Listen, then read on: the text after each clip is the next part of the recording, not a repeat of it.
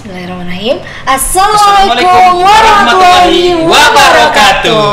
Oke, kembali lagi bersama kami di Podcast Polres bersama Sampul Said dalam Penajam Rumah IKN. Bang Suradi ini belum lancar deh nih, aduh. Itulah jadi co-host. saya sebenarnya kalau dihadapkan dengan orang-orang yang luar biasa itu terkesan deg-degan ya Bang? Deg-degan ya? Kayaknya arahnya kemana gitu. Betul, karena kali ini kita bintang tamunya sangat luar biasa sekali. Para ibu-ibu dan bapak yang hebat sekali dalam mendidik anak. Waduh. Tentunya ada beberapa pola-pola karakter loh kalau mendidik anak itu. Ya, apalagi sekarang investasi yang paling terbaik untuk menyongsong hari akan datang adalah sumber daya SDM, sumber daya manusia. Karena kekuatan yang paling utama adalah SDM ketimbang sumber daya alam. Memang sih kalau di Kalimantan ini kita lebih tren banget gitu loh, kayak batu bara, terus minyak, terus banyak pariwisata banyak ya. Tapi yang paling penting adalah sumber daya manusia. Dan kali ini kita hadirkan teman-teman yang hebat. Boleh kali perkenalan dulu sebelum kita cang-cing-ceng lebih jauh lagi, kita kenalan ke jurus aja dulu, yang cowok dulu. Oke, ya, kan? Abang. Ini tiga lawan satu. Kita cowok dulu. Agak deg-degan ya. Oke, boleh. Silakan Abang. Maaf Pak. Silakan perkenalkan diri. Oke, baiklah, perkenalkan, nama saya Leandro Akbar. Saya guru dari SMA 1, termasuk salah satu guru milenial yang mengajar di sana. Wow, luar biasa. Generasi milenial nih, Bos. Dan juga jadi pendidik hebat. Sepertinya kemana lagi nih, Bang? Selanjutnya kemana nih? Ke Ibu. Ke Ibu dulu. Silakan Ibu. Ya, terima kasih. Paling cerah Ibu. Udah diundang. Perkenalkan, nama saya Nyonya Tari Muhadi sebagai pengurus dari Bayangkari cabang PPU. Ibu Bayangkari yang punya ini, Bang. Yang punya. Yang punya itulah. Oke, selanjutnya ke Ibu yang di sebelah saya. Cantik banget Ibu dengan balutan jilbab yang pink. Tadi ada bocoran loh. Beliau dosen. Waduh. Makanya saya agak deg-degan di samping beliau ini ya. Silakan Ibu. Oke, perkenalkan, nama saya Diana Ramadhani. Saya pengelola sekolah TK dan dosen di Universitas Mulia Balikpapan. Hebat kan? Guru PAUD dan juga dosen. Selanjutnya Ibu yang terakhir ini jauh-jauh loh sudah datang di ujung Penajam Pasir Utara dari Bengkulu. Betul. Silakan Ibu. Kayaknya bawa kepiting nih. Waduh, beda jalur dong, Bang. Silakan Ibu. Baik, terima kasih atas kesempatan yang telah diberikan. Assalamualaikum warahmatullahi wabarakatuh. Perkenalkan, saya Lucy Intani, biasa dipanggil Ibu Lucy, dari SMP Negeri 3 Penajam Pasir Utara. Salam kenal semuanya. Salam kenal Ibu. Waduh, bangga nih murid-murid SMP 3 Babulu ini ya. Nanti dilihat sama murid. Ibu saya tuh. Kalau nggak salah Ibu dapat penghargaan sebagai apa, Bu? Bisa di-info ke teman-teman? Pada tahun 2022 pada peringatan Hari Guru Nasional menjadi 10 terbaik guru inspiratif kategori SMP. Guru yang sangat berprestasi, makanya saya agak deg-degan Bang samping orang-orang hebat. Wajar sih, Mei. Memang kalau pendidikan yang paling utama itu pertama kan adalah ibu, Mei. Betul, ibu di rumah. Ternyata jagoan-jagoan kita ini memang di sini kayaknya 3 orang ibu-ibu semua. Betul. Dan jangan salah, bapak-bapak juga ambil-ambil. Dia kan calon bapak-bapak nah tuh. Ini ada generasi milenial guru. Oke. Kali ini kita membahas tentang Hari Guru. Temanya apa sih Bang Hari Guru? Bergerak bersama rayakan Merdeka Belajar. Karena kan kurikulum sebelumnya itu ada kurikulum 13, kurikulum apa, dan sekarang ini kita udah memasuki kurikulum Merdeka Belajar. Kalau boleh tahu apa sih Ibu kurikulum Merdeka Belajar tuh? Karena kan bajunya nih udah salpok saya Merdeka Belajar. Kali aja kalau Merdeka Belajar harus bawa runcing gitu. Gimana? Beda Bang. Beda ya kan merdeka ada merdekanya tuh, ya kan? Gimana sih? Apa sih itu? Apa mungkin kalau Merdeka Belajar nggak belajar lagi kali ya? Namanya gitu Merdeka Belajar itu gimana sih Bu? Ibu lah yang lebih tahu lah jawabannya itu. Apa sih itu Bu Merdeka Belajar? Biar nggak salah penafsiran tuh Bu. Baik. Saya coba menjelaskan apa itu kurikulum merdeka atau merdeka belajar. Yang jelas keberadaan kurikulum merdeka itu pada masa kini sepertinya memberikan nuansa baru ya, menjadikan segalanya penuh warna. Mengapa? Karena di kurikulum merdeka ini kita sebagai guru itu memenuhi kebutuhan belajar peserta didik. Jadi pembelajaran semuanya itu berorientasi kepada peserta didik. Semua peserta didik itu istimewa dengan potensinya, dengan bakat yang mereka miliki. Nah, kita sebagai guru bagaimana kita mengakomodir itu semua dengan mengusung konsep Merdeka Belajar tadi, supaya anak-anak itu merdeka, leluasa, happy gitu ya, leluasa, bahagia, betul. Belajar dengan bahagia, akhirnya pun mereka dapat sukses berdasarkan versi terbaik mereka masing-masing. Oke, jadi itu definisi dari Merdeka Belajar. Jadi kalau misalnya seperti itu di sekolah itu ibaratnya jadi rumah kedua dong. Betul, rumah kedua. Pembinaan karakter buat anak-anak. Kalau jadi rumah kedua berarti anak murid itu boleh nggak bawa macam-macam peralatan, panci kah? Waduh, beda lagi. Bapaknya memang kan suka ngelawat. Namanya juga rumah, Meh. Kan beda, Bang. Konsepnya beda. Terus kita tanya lagi deh. Bu, gimana sih, Bu? Maksudnya, Bu? Dari Bu Dian dong. Pembentukan karakter sekolah kan dijadikan sebagai rumah kedua. Rumah kedua. Anak, gitu. Betul. Biar nggak, Pak? Kalau setahu saya sih kayaknya harus bawa kasur, waduh, bawa beda sendok, lagi tuh, kan beda. Rumah nih. Beda. Gimana nih, Bu? Bagaimana sih? Nih, Bu? Ibu nih yang lebih paham nih. Bagaimana sih konsep Budian. Dari Bu Dian sendiri, karena Bu Dian kan pendidikan karakter anak usia dini nih. Bagaimana sih dalam memandang hal tersebut?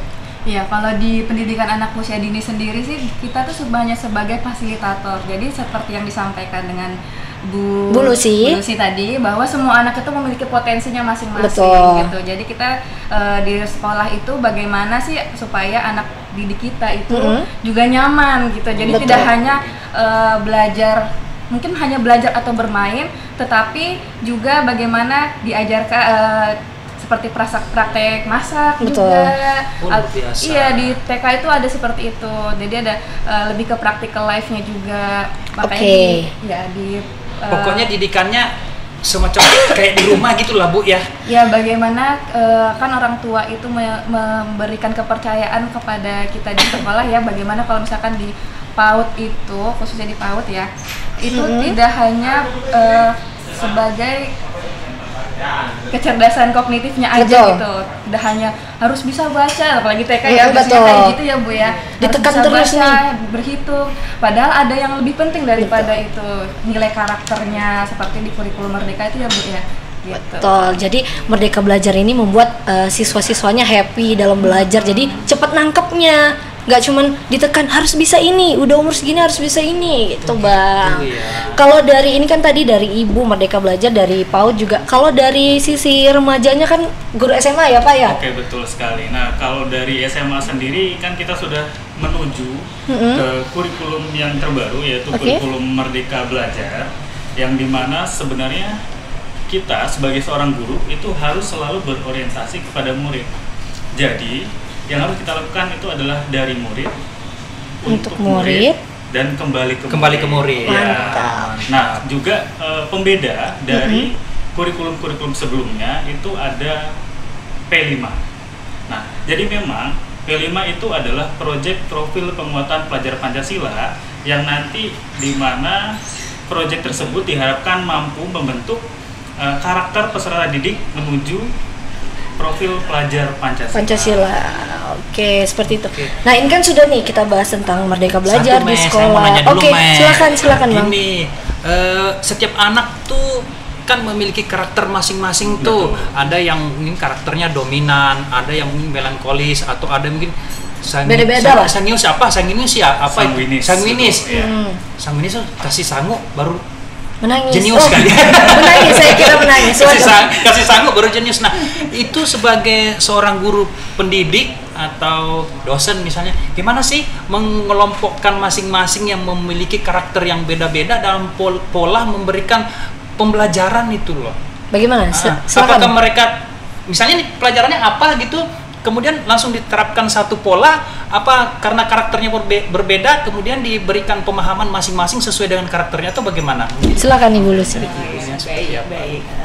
Jadi yang saya tangkap tadi itu kita memiliki karakteristik peserta didik yang beragam. Nah, itu maksudnya, pokoknya itulah. Jadi yang perlu kita pahami pertama kali adalah tidak ada produk gagal dalam betul sekali. Jadi dari dinamika, dari ragam karakteristik yang mereka miliki itu pasti ada potensi terbaik gitu yang mereka miliki. Nah, bagaimana upaya untuk memberikan pembelajaran, memberikan pendidikan ya, bagaimana kita mendidik sepenuh hati kepada peserta didik kita.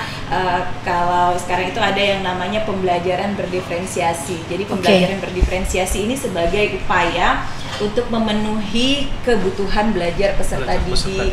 Jadi kalau dulu mungkin kita mengajarnya satu untuk semua, tetapi sekarang dengan diferensiasi ini kita punya semacam data gitu ya. Dibalik kita bisa melakukan pembelajaran berdiferensiasi untuk memenuhi kebutuhan belajar siswa. Misalnya ada anak yang tipikalnya dia visual, ada yang tipikalnya auditori, ada yang tipikalnya kinestetik. Nah, kita bisa bagaimana mengemas pembelajaran untuk memenuhi kebutuhan belajar siswa tersebut sesuai dengan ininya tadi, karakteristiknya tadi. Mungkin dari kontennya kita perbanyak kontennya ketika dalam pembelajaran, materinya kita perbanyak, mungkin kita perbanyak gambar untuk anak-anak yang memang notabene mereka itu visual. Kemudian kita perdengarkan video untuk anak-anak yang auditori. Kita pasang display materi di lingkungan sekolah supaya anak-anak kinestetik itu juga bisa bergerak gitu ya. Kemudian mengemas pembelajaran itu dalam prosesnya itu juga berdiferensiasi, misalnya dengan permainan ya. Jadi bagaimana itu anak-anak itu di dalam pembelajaran kita kemas dengan permainan, dia bermain padahal sebenarnya belajar begitu. Lalu ada juga diskusi-diskusi dalam kelompok kecil, dan nanti di akhir itu ada yang namanya diferensiasi produk. Jadi kalau dulu kan misalnya membuat teks iklan gitu ya, anak buat teks iklan. Nah, kalau sekarang teks iklannya bisa dikemas dalam berbagai macam versi sesuai dengan keinginan mereka. Mereka mengemas pemahaman pembelajaran itu. Yang hobi menggambar bisa iklannya dikemas dalam bentuk gambar. Desain. Kemudian yang hobi desain grafis, manfaatkan aplikasi penyedia desain grafis misalnya Canva. Nah, utak-atik jadi. Yang suka berbicara, nah mereka boleh dong nge-vlog ya. Hai guys, saat ini kita sedang ada di lapaknya nyonya siapa gitu. Itu itu jadi menarik sekali gitu pembelajaran berdiferensiasi. Itu sebagai gambaran ya. Berarti kan artinya dalam hal ini tidak monoton Bu ya. Kemampuan berpikirnya anak, misalnya dia cerdas dalam hal satu mata pelajaran khusus, tetapi atau misalnya tidak cerdas dalam satu mata pelajaran khusus tapi punya keahlian, maka keahliannya lah yang di sekali. Dan tadi erat kaitannya dengan teknologi ya sekarang Bu, karena kan sekarang Gen Z tentunya kan, karena ibu-ibu pasti merasakan perbedaan Gen Z dan generasi milenial. Karena Gen Z sekarang tuh erat kaitannya dengan digitalisasi. Nah, sekarang ada ibu ingin ini kayak apa ya, penasaran sih bagaimana sih peran ibu atau orang tua dalam mendidik anak di era digitalisasi ini. Kalau tadi kan sekolah rumah kedua nih, sekarang rumah pertamanya anak-anak. Rumah yang utama dan pertama. Gimana sih ibu memandang hal tersebut? Ya, terima kasih.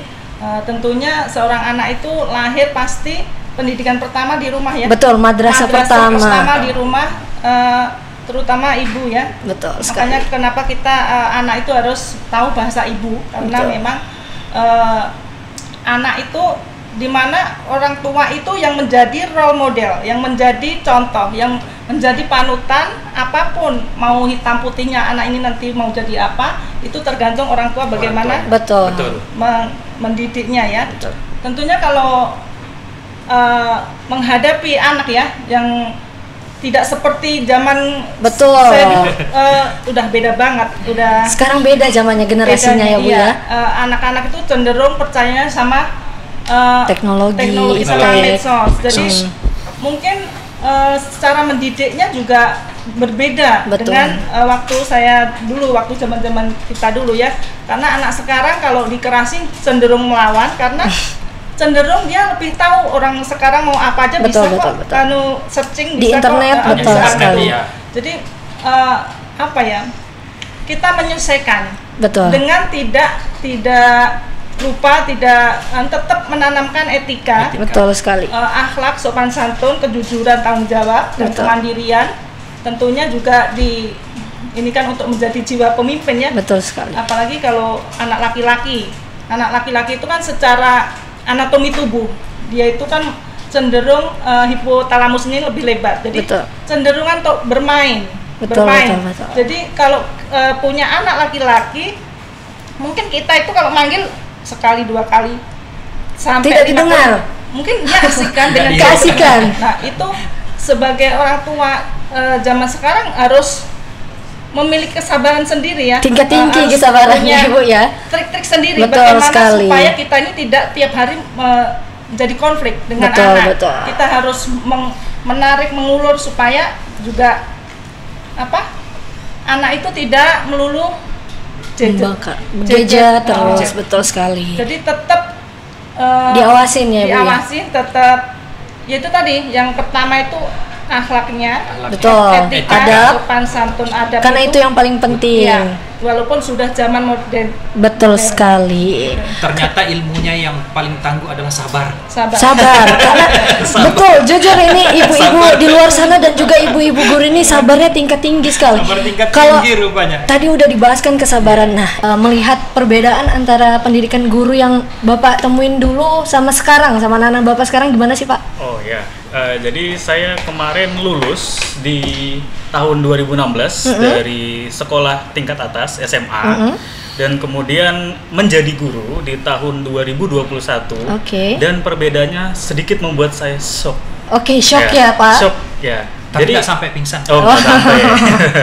Jadi shocknya itu di mana? Dulu ketika 2016 kita apabila diberitahu oleh guru akan langsung menurut. Betul. Stop, jangan ribut, stop, jangan dilakukan, sudah stop. Ya kan? Kalau di tahun 2023 kita bilang stop, jangan ribut, itu hanya bertahan selama 1 menit.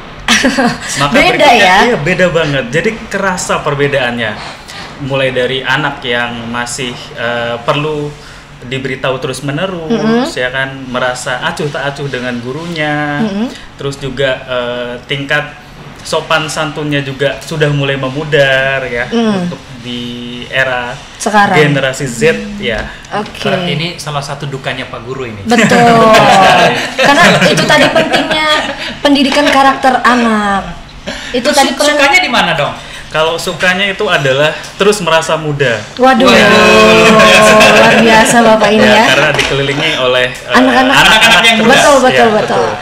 Nah, kalau dari tadi Bapak kan sudah menjelaskan perbedaan. Gimana sih, kan Ibu ini juga seorang dosen ya. Gimana sih perbedaan dalam mendidik anak di usia dini dan juga di usia yang sudah hampir dewasa kan kalau kuliah itu Bu ya? Iya benar sekali. Kebetulan di mahasiswa saya itu sebagian besar itu adalah sudah ibu-ibu gitu. Oh ibu-ibu. Iya, jadi mereka juga merasakan keresahan yang sama bahwa kalau misalkan ibu-ibu dan sudah mengajar juga. Jadi mereka merasakan keresahan yang sama bahwa anak sekarang ini untuk etika gitu masih butuh kita dibangun lagi kesadarannya seperti itu.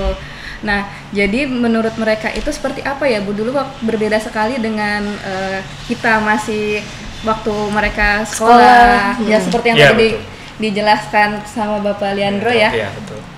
Bagaimana kalau misalkan hanya sekali tetapi hanya diberitahu sekali tetapi hanya bertahan beberapa menit, 1 menit aja.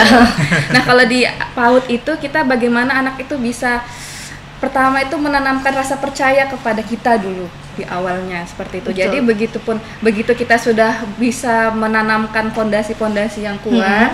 Nah, ketika ada yang pengaruh-pengaruh dari luar itu dia mungkin akan bisa lebih cerdas dalam menyaringnya. Betul. Apakah ini bisa buat saya baik buat saya atau tidak baik untuk saya. Kalaupun dia percaya dengan orang tuanya atau guru, misalkan ada pengaruh baru, dia akan tanya, Bu ini bagaimana, baik apa tidak. Pasti dia akan kritis nanti jadinya. Jadi bagaimana anak-anak sekarang itu harus lebih kritis lagi, pengetahuannya juga harus lebih luas juga seperti itu. Oke, jadi sangat penting ya pembangunan karakter anak ini di rumah maupun di sekolah. Di rumah dan sekolah. Memang gini ya, tentunya kita mengetahui perkembangan di luar sana itu terkadang kita melihat dari pola dan tingkah laku anak itu kita sudah melihat ternyata perkembangan dunia luar itu seperti ini sekarang dengan melihat anak didik kita, dengan melihat anak yang di rumah, mungkin seperti itu mungkin. Nah, kedepannya kita ini seperti apa sih untuk agar menjadi karakter anak itu yang tangguh untuk menghadapi ya tentunya IKN ini. Betul. Ya gitu ya kan. Jangan sampai nanti kita yang tinggal di mana tergeser kita ya, jangan sampai kita tergeser karena sosok-sosok yang di depan kita ini merupakan garda terdepan kita untuk mendidik anak generasi selanjutnya, karena kan Indonesia akan mendapati bonus demografi tadi itu Bang. Ngeblank kayaknya Abang ini ya. Asli Jadi pusing dianya. Jadi karena tadi udah membahas tentang karakter, betul nggak Bu yang disampaikan tadi? Kayak mana sih pendidikan karakter itu penting sekali, ada adab, akhlak di rumah. Kayak mana sih Ibu memandang hal itu? Pendidikan karakter itu entah di rumah, entah di sekolah, dimanapun di masyarakat tuh nomor satu. Betul. Nomor satu. Karena apa? Orang tidak cukup sukses, orang tidak cukup pandai, tapi sopan santun, kejujuran, dimanapun sampai dia dewasa, sampai dia berkarir itu sudah harus ditanamkan dari awal. Betul. Jadi betul sekali dibilang ibu-ibu dosen, ibu bapak guru, bahwasanya di pendidikan karakter di rumah, di sekolah, bagaimana guru dan warga sekolah memberikan contoh, memberikan role modelnya. Jangan sampai di sekolahan itu pendidikan karakter itu dengan memberikan kenyamanan. Betul. Bagaimana anak didik itu nyaman, senang, gembira, tenang, dia Betul. belajar di sekolah. Betul. Dengan tentunya dengan tidak ada kekerasan, Betul. ya, kekerasan fisik, verbal, Bullying, ya kan? Bullying. sebenarnya. Nah itu pengaruhnya besar sekali. Betul bullying sekali. itu. Terus harus tidak ada asap rokok ya kalau bisa. Makanya, nah itu mempengaruhi semua ya Bu ya, betul. Iya. Nah jadi itu tadi yang sudah dibahas sama teman-teman di sini, teman-teman guru, bahwasanya pendidikan karakter anak itu penting. Kalau dari Ibu Lucy sendiri melihat itu, gimana sih Bu perbedaan anak generasi milenial sama generasi Z? Karena kan Ibu udah 10 tahun ya Bu, kurang lebih 10 tahun ya di SMP. Gimana sih Ibu memandang itu? Perbedaannya apakah pernah generasi milenial dipukul nggak nangis, cuman udah gitu doang, besoknya nggak ngulangi lagi. Kalau generasi Z nangis ngadu Bu, kayak mana sih Ibu? Ibu melihat hal itu? Setiap generasi pasti meninggalkan kesan tersendiri gitu ya, dan pasti ada perbedaan-perbedaan tersendiri ya. Seperti kata Bapak Pendidikan Indonesia, didiklah peserta didik itu sesuai zaman kodrat alam. Betul. Dan kodrat zaman begitu. Jadi kalau anak-anak generasi milenial ya sudah, mereka dengan ininya sendiri begitu ya. Generasi Z saat ini mereka itu sudah banyak sekali gitu ya mendapatkan informasi yang informasinya itu dalam genggaman saja sudah Betul. mereka dapatkan begitu. Maka lantas sebagai guru ya kita harus bagaimana mengemas pembelajaran itu yang membuat mereka lebih penasaran lagi, lebih tertantang lagi begitu. Kemudian kalau untuk pendidikan karakter di masa saat ini, karakter yaitu profil pelajar Pancasila itu ya merupakan jawaban dari keresahan dan kegelisahan kita saat ini. Ketika anak-anak itu sudah mewujudkan 6 dimensi dari profil pelajar Pancasila itu, nah insya Allah akan terwujudlah tadi yang disebut adab di atas ilmu. Betul. Begitu. Bagaimanapun karakter itu adalah pilar utama. Betul sekali. Ya. Nah, kita sudah sampai di penghujung acara. Nah, sedikit lagi nih. Dari pernah nggak punya pengalaman dengan anak-anak murid? Siapa nih yang mau jawab? Boleh deh. Pengalaman yang berkesan deh sama anak-anak murid. Dari Bapak sendiri apa? Kalau dari saya sendiri adalah pengalaman yang paling berkesan untuk saya guru Milan sendiri ketika bertemu alumni. Ya, mereka masih mau menyapa dan mau bersalaman dengan saya, itu adalah suatu hal yang cukup membanggakan bagi saya sendiri. Bisa diingat ya, masih diingat sama anak-anak. Masih diingat ketika di luar sekolah. Kalau Ibu sendiri gimana Ibu? Ya, pengalaman sama sih kalau misalkan lagi di luar gitu ya, ketemu murid yang masih kecil gitu, tapi sekarang Ibu, udah SMP, SMA nih. Ibu, ini siapa ya dulu ya? Karena udah lupa ya. Udah udah karena banyak dari TK 5 tahun terus ketemu pas SMP kan udah jauh berbeda kan. Tapi ternyata masih ingat gitu. Ibunya masih muda, muridnya sudah tua. Kayaknya setiap sekolah itu seperti itu ya Bang. Kita ketemu ibu, ibu ini masih muda aja ya kan. Gitu loh. Dari ibu sendiri gimana ibu pengalaman berkesannya? Tentunya menjadi guru sekitar lebih dari 10 tahun, ada selaksa hal-hal berkesan. Kalau ditanya hal berkesannya apa, banyak sekali tentunya. Jadi menjadi guru itu menyenangkan. Kenapa? Ketika kita berjalan saja itu tiba-tiba ada yang senyum gitu. Nah, kalau sudah senyum terus kita agak-agak lupa itu pasti murid gitu. Betul. Selanjutnya banyak hal gitu ya, kebersamaan, kenangan bersama mereka itu benar-benar unforgettable moment gitu. Betul. Ya, tidak bisa dilupakan.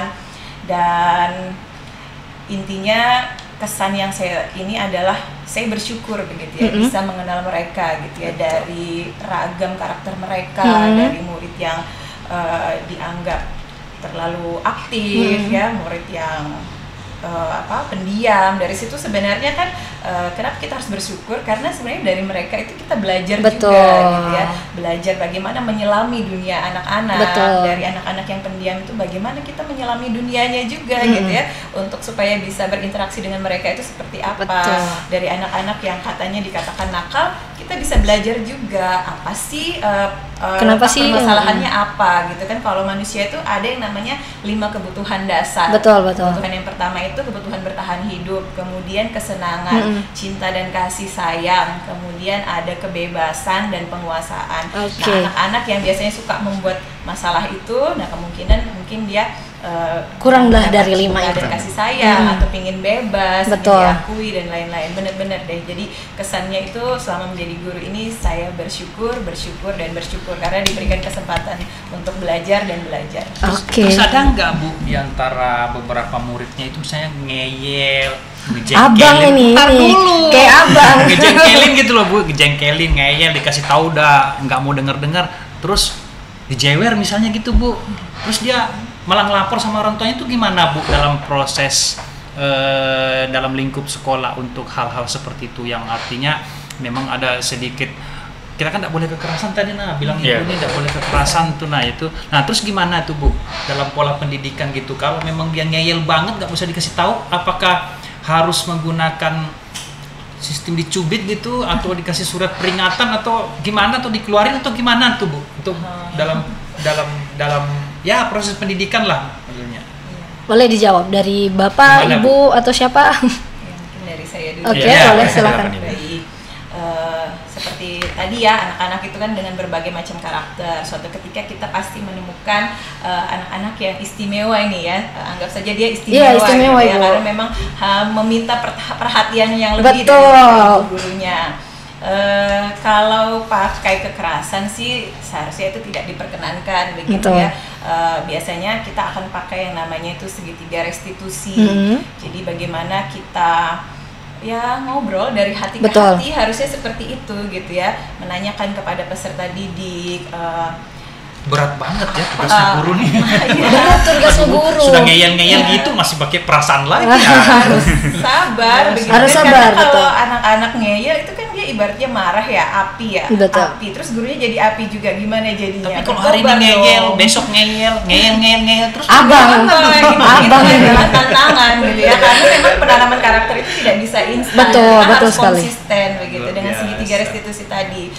Maksudnya kita menstabilkan emosi mereka dulu. Iya, ibu tahu seperti ini. Nah, maksudnya lagi meminta lagi bagaimana mereka menyadari kesalahan mereka, lalu upaya apa yang mereka bisa lakukan untuk memperbaiki kesalahan mereka. Betul sekali. Dirinya begitu, sehingga di sini ada terjadi yang namanya win-win solution, menang-menang. Anak merasa dihargai juga kan karena mau didengar pendapatnya. Guru juga di sinilah ada kebijaksanaan guru tersebut gitu ya, dan anak tidak meninggalkan kesan yang mendalam gitu. Kita tidak boleh memakai hukuman gitu, karena hukuman itu selain tidak relevan ya kan. Ayo mungkin Mbak Mei pernah misalnya saya tapi Sering ya, Bu. Lari 15 kali dan itu kan nggak ada relevansinya. Ya, betul, benar juga sih. Jadi harusnya kan ditanya kenapa penyebab Kenapa terlambat, terlambatnya, iya. kenapa, Macet ya kah kan? mungkin, Dihargai iya, gitu ya, apa jangan. yang dia sampaikan dihargai kejujurannya. Betul, biasanya orang murid-murid yang nakal tuh yang membekas di hati guru-guru.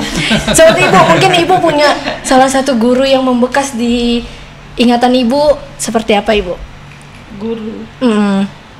Pengalaman apa sih yang pernah Ibu sama guru? Kalau zaman dulu itu kan belum ada medsos ya. Betul. Istilahnya beda banget zaman sekarang, guru mau berbuat sedikit aja sudah terekspos. Betul, betul sekali. Nah, kalau dulu zaman saya dulu sekolah, ada teman saya cowok nakal tuh sudah dicuci rambut. Sakitnya. Itulah tadi perbedaannya. Ngelihat atap rumahnya guru pun nggak berani, Bu. Iya. Saking takutnya. Atap rumahnya guru udah lari nggak keruan. Itu tadi perbedaan pendidikan karakter anak, generasi yang sudah sama generasi Z dan generasi milenial. Itu kita mau statement terakhir dari Bapak, silakan statement terakhirnya, harapannya di Hari Guru ini apa sih, seperti apa sih? Harapan saya di Hari Guru adalah guru bisa menjadi salah satu pendorong dan pembentuk karakter dan kepribadian anak, karena sekolah adalah rumah kedua bagi anak-anak kita semua. Oke, mantap loh Bapak ini. Silakan dari Ibu Tari, pesan buat teman-teman di luar sana. Untuk anak-anak peserta didik, khususnya remaja putri, sebagai calon ibu, untuk mempersiapkan reproduksi, untuk makan bergizi seimbang, tidak asal kenyang, dan alhamdulillah sudah sekarang ada pemeriksaan HB dan pemberian EV, tolong diminum. Nah, jangan dibuang. itu guys, pencegahan stunting juga buat bonus demografi Indonesia. Betul. Silakan Ibu. Ada yang mau ditambahkan lagi Ibu? Itu aja. Oke, kita kembali ke Ibu Dian. Oke. Nah, kebetulan ini di depan saya tuh pas ada banget quotes dari Ki Hajar Dewantara. Oke, betul. Yang itu dari awal, dari dulu sampai sekarang itu tetap dipegang teguh ya. Sama pendidikan. Iya, sama pendidikan. Itu pun relevansi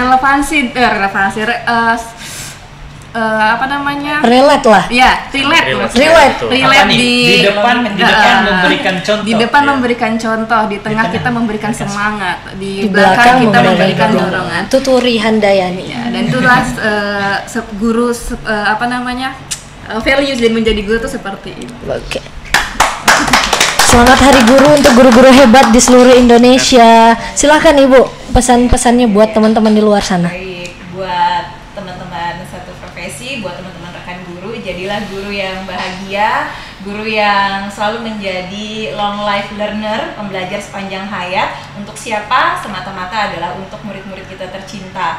Mari kita saling belajar, kemudian berubah, berbenah, dan berkolaborasi semata-mata untuk mewujudkan pendidikan Indonesia yang berkualitas. Selamat Hari Guru Nasional tahun 2023. Bergerak bersama, rayakan Merdeka Belajar. Silakan Pak Co-host, apa pesan kesannya hari ini? Kalau saya sih dengan Hari Guru ini, pertama tentunya ucap banyak terima kasih kepada guru-guru saya dulu, yang mulai dari saya TK, SD, SMP, hingga sekarang pun saya tetap duduk di bangku pelajar. Pokoknya luar biasa lah, dengan adanya beliau saya sekarang udah bisa duduk di sini. Betul. Adanya beliau saya juga bisa mendapatkan ilmu pengetahuan dan ilmu-ilmu yang guru-guru berikan kepada saya. Alhamdulillah sekarang juga banyak saya manfaatkan, dan kebetulan saya SMP-nya di sini, terus SD juga di sini. Waduh, mantap. Jadi guru-guru saya juga sebagian besar ada di sini. Ada di sini. Coba ucapkan selamat Hari Guru, Bang. Selamat Hari Guru pokoknya. Betul. Selamat Hari Guru. Dan ada statement yang mengatakan ya, guru itu pahlawan tanpa jasa. Betul sekali, Tapi pahlawan tanpa kalau jasa. saya sih mungkin bisa saya nambahkan, guru itu bukan pahlawan tanpa jasa sih, Mei. Guru itu pahlawan yang harus diberikan jasa, Mei. Iya, betul. Mei, bukan pahlawan tanpa jasa, harus diberikan jasa karena luar biasa. Yang paling berat itu apa, Mei? Sabar. Guru itu salah satu manusia yang hebat banget, mendidik beberapa ratus ribu anak.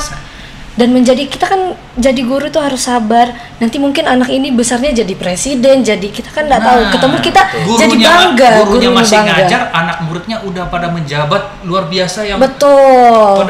Luar biasa banget pokoknya. Pahalanya luar biasa menjadi seorang guru. Oke, dari saya terakhir statement terakhir ya. Boleh. Oh boleh. Selamat Hari Guru untuk semua guru-guru hebat di Indonesia. Dan kejarlah ilmu setinggi-tingginya karena pendidikan itu penting, karena kita IKN sudah di depan mata. Sampai jumpa di podcast Polres bersama Samsul Said selanjutnya. Wassalamualaikum warahmatullahi wabarakatuh. Terima kasih banyak Ibu, Bapak.